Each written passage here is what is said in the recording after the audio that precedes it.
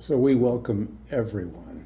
And what I promised to do, and I want to do right now, is give you a little health update. I've been teasing that long enough.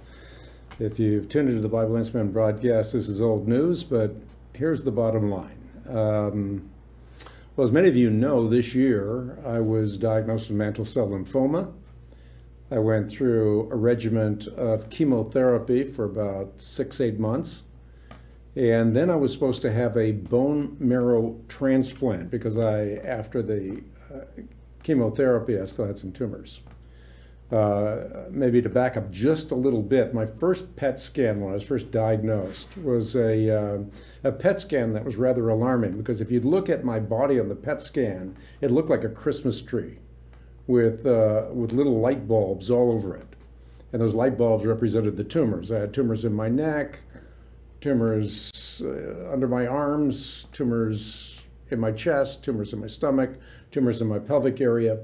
So it was a pretty daunting thing to look at the PET scan. But after the chemotherapy, all that was left when we took another PET scan were a couple of tumors in the pelvic area.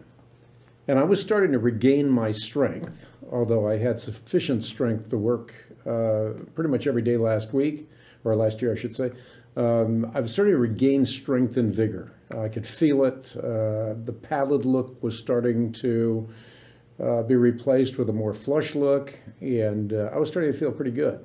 But those two tumors still remained. So they were going to do a bone marrow transplant. And so I went into an apheresis unit at Levine Cancer Center, and I turned out to be the first person in the history of the apheresis department that they couldn't harvest enough stem cells from to do the bone marrow transplant. And so the bone marrow transplant was aborted.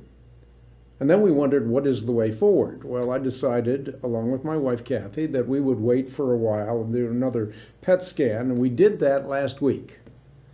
And last week, I was wondering, as I went in to get the report on Thursday, after the PET scan on Wednesday, what the news would be. But I was very, very peaceful about it. I went in with my wife. The doctor had a big smile on his face and said, you know what? Your tumors are shrinking. And they're so small that they're, well, almost within the margin of error. So without doing a bone marrow transplant, which would have been a very, very daunting proposition, the tumors have continued to shrink. And I suppose by the time we do the next PET scan in 3 months, they may actually be gone. Now, in the meantime, Kathy has me on an incredibly intensive eating platform. So every now and then when she gets pizza for the kids, I try to sneak a piece, but if she catches me, I'm in big trouble. Yeah, and you get mad at me for ratting you out, even though I care about him more than other people do. You are ratting me out to Mom all the time. Well, you're not supposed to eat pizza. But I did sneak a few watching the Panthers. Panthers play the New Orleans Saints, and of course New Orleans won. But it was a close game. But today I made you eat broccoli. You did make me broccoli, and I ate it. I ate every stinking piece of that broccoli. It was good, huh?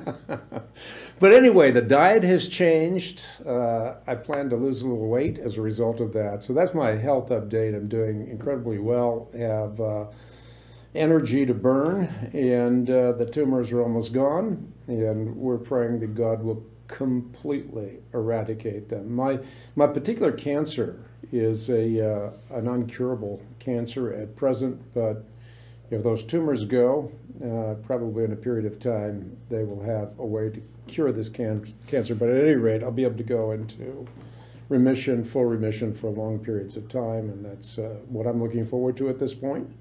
So the outlook for the immediate future is very, very good. Fairly long-term future is very good as well. So I'm delighted, and I bring all of this up with my YouTube, Facebook friends because I am deeply grateful for your care, for your commitment, for your prayers, and for standing shoulder to shoulder with me in a ministry that's making a difference all over the world. Now, this year I'm writing a book. The book is titled Truth Matters, Life Matters More. It's about discovering the authentic Christian life. And it's going to be more of an autobiographical book. I'm going to be writing about my experiences, what I've gone through over the last 10 years as I've discovered what it means to not only know a lot of things, but to experience the living, resurrected Christ, something I'm very, very excited about.